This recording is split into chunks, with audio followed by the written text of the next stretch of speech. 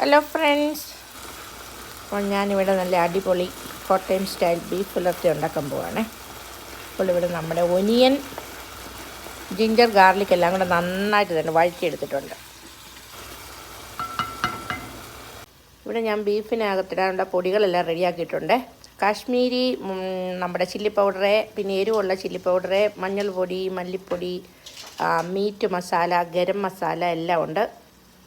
അപ്പോൾ അതെല്ലാം കൊണ്ട് നമുക്കിതിലേക്ക് ആഡ് ചെയ്യാം. ഇവിടെ തന്നെ നമ്മുടെ പൊടികളെല്ലാം നന്നായിട്ട് മിക്സ് ചെയ്തേ. ഈ പൊടിയുടെയൊക്കെ പച്ചപ്പൊന്ന് മാറുമ്പോഴത്തേന് നമ്മൾ ഇവിടെ ബീഫ് കട്ട് ചെയ്ത് കഴുകി റെഡിയാക്കി വെച്ചിട്ടുണ്ട്. അത് ഇതിലേക്ക് മിക്സ് ചെയ്ത് കുറച്ച് ഉപ്പും കൂടി ആഡ് ചെയ്യണം.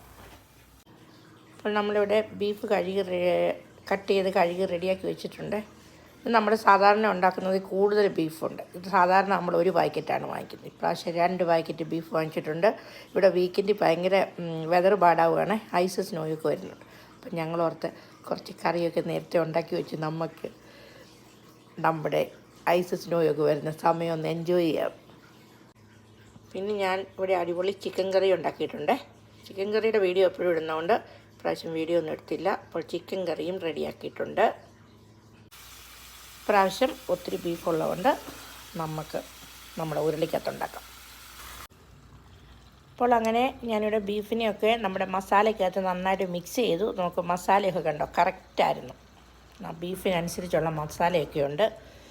അപ്പോൾ ഇവിടെ ഇരുന്ന് നന്നായിട്ട് കുക്കാകട്ടെ. ഞാനിത് മൂടി വെച്ച് കൊടുക്കാൻ പോവുകയാണ്. പക്ഷേ ഇവിടുത്തെ ബീഫ് നാട്ടിലെ പോലെയല്ല, പെട്ടെന്ന് കുക്കാവുകയെ. അവിടെ ഇരുന്ന് റെഡിയാകട്ടെ. ബീഫിനകത്ത് ഇടാനായിട്ടുള്ള തേങ്ങാക്കൊത്തൊക്കെ ഞാൻ നേരത്തെ തന്നെ ഫ്രൈ ചെയ്ത് റെഡിയാക്കി വെച്ചിട്ടുണ്ട്. അടുത്തതായിട്ട് ഞാനൊരു ഓക്ര, നമ്മുടെ വെണ്ടയ്ക്കായും കൊണ്ട് ഒരു മപ്പാസ് ഉണ്ടാക്കാൻ പോവാണ്. വെണ്ടയ്ക്ക മപ്പാസ് നമ്മൾ തേങ്ങാപ്പാലൊക്കെ ഒഴിച്ചുണ്ടാക്കുന്നതിനാണ് ഞങ്ങളുടെ നാട്ടിൽ കോട്ടയത്തൊക്കെ മപ്പാസ് എന്ന് പറയുന്നത്. അത് നമുക്കുണ്ടാക്കാം. സാധാരണ നമ്മൾ ലൂസായിട്ടുള്ള ഓക്രയാണ് വാങ്ങിക്കുന്നത്. ഇപ്രാവശ്യം നമുക്ക് പാക്കറ്റിലേ കിട്ടിയത്. പാക്കറ്റിലാകുമ്പോൾ വില കൂടുതലുമാണ്. സാരമില്ല, നമുക്കിതുകൊണ്ടൊരു അടിപൊളി മപ്പാസ് ഉണ്ടാക്കാം. അപ്പോൾ മപ്പാസിനുള്ള വെണ്ടയ്ക്ക അവിടെ റെഡി ആയിട്ടുണ്ട്. ഇതിലേക്ക് മല്ലിപ്പൊടി, മഞ്ഞൾപ്പൊടി, ഗരം മസാല ചേർത്ത് നന്നായിട്ട് മിക്സ് ചെയ്യാവേ. നമ്മുടെ ബീഫിലെ വെള്ളമൊക്കെ പറ്റി ഇവിടെ റെഡി ആയിക്കൊണ്ടിരിക്കുന്നു. ഇനി നന്നായിട്ട് വെള്ളമൊക്കെ പറ്റിച്ച് നമ്മളൊന്ന് നന്നായിട്ട് ഉലർത്തിയെടുക്കാൻ പോവുകയാണ്. അങ്ങനെ നമ്മുടെ ബീഫ് ഉലർത്തിയത് ഇവിടെ റെഡി ആയിട്ടുണ്ട്.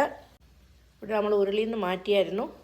പിന്നെ പാനിനകത്തിട്ടാണ് നന്നായിട്ട് ഉലർത്തി ഫ്രൈ ചെയ്തെടുത്തത്. അപ്പോൾ അടിപൊളി Kottayam style beef ready to eat. അങ്ങനെ നമ്മുടെ വെണ്ടയ്ക്ക മപ്പാസ് റെഡി. വീഡിയോ എല്ലാവർക്കും ഇഷ്ടമായെന്ന് വിചാരിക്കുന്നു. വീഡിയോ ഇഷ്ടമായ share, like and subscribe. Bye bye.